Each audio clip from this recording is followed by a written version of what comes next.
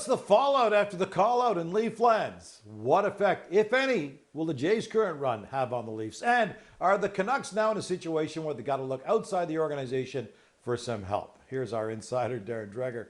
Dregs, let's begin with Stolarz. No one's denying that what he said was right when he ripped his teammates. The Leafs do not do a good job protecting their goalies. And even Berube admits that sometimes Nylander needs to give more. So what are you expecting from the team as they face the Devils tonight, their first game after the very public call-out?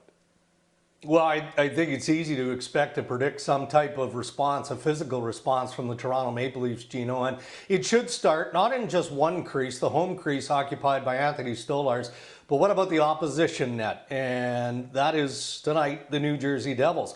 The Toronto Maple Leafs have not done a good enough job of trying to generate the greasy goals, as NHL head coaches like to refer to.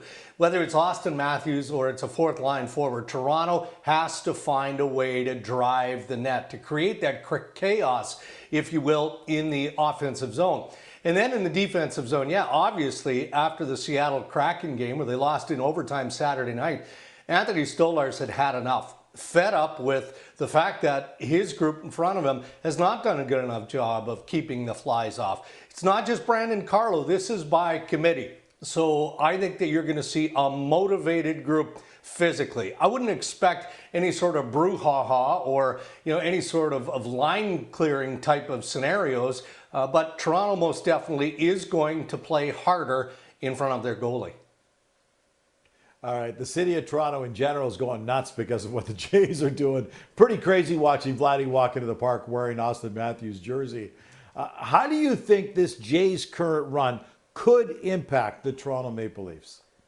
Well, to a man, I think they're embracing the moment. Now, I'm not suggesting that every Toronto Maple Leaf is a fan of the Toronto Blue Jays, but you do have to live in the moment. And I think that's exactly what both the Toronto Blue Jays and the Toronto Maple Leafs are doing here. It has to be considered a momentum builder. I mean, you walk through downtown Toronto and you can feel the electricity. There is a buzz. There was a buzz in the ALCS as they developed through Major League Baseball's postseason. Now the Jays are off to the World Series. And this isn't just the players acting as fans from a Maple Leaf perspective. I mean, I know head coach Craig Berube has been in the clubhouse visiting with John Snyder, the manager for the Toronto Blue Jays, and that was through the ALCS.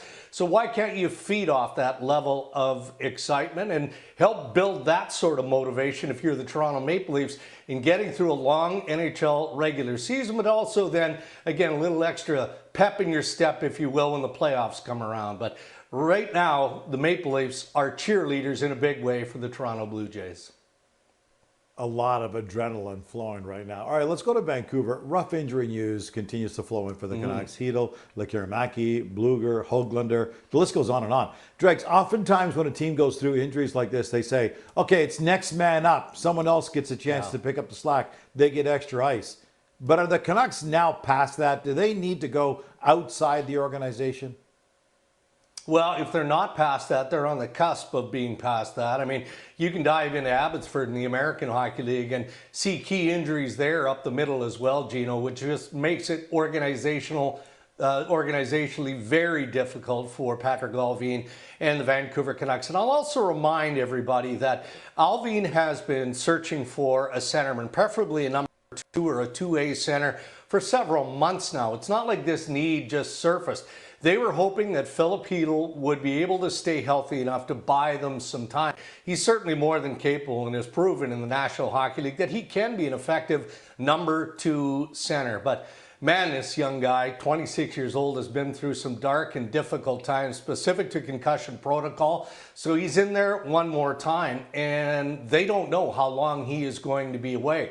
So that's why you see Patrik Allvin talking publicly about the need to do something at center ice. The problem is that there are so many other NHL clubs that are looking for a number 2, a number 3 center. So the market is incredibly thin in that area, and Allvin knows that. So some are wondering around the league as to whether or not Allvin is just simply going to add a depth piece. Maybe there's a center on another club in the National Hockey League that seems to be a misfit, or is a 3-4 center with that organization, but has the capability with opportunity to elevate and perhaps be a number 2 or a number 3. The Vancouver Canucks at this stage, Gino, are looking at every plausible possibility, and that includes engaging with another club with maybe a 3-4 center on their roster. But to their credit, the Canucks are battling through it. So far, they've just won 3 straight. They're second in the Pacific. Yeah. That's it for now. The full version of Insider Trading with Dregs, Pierre, and CJ is coming up on the early edition of SportsCenter.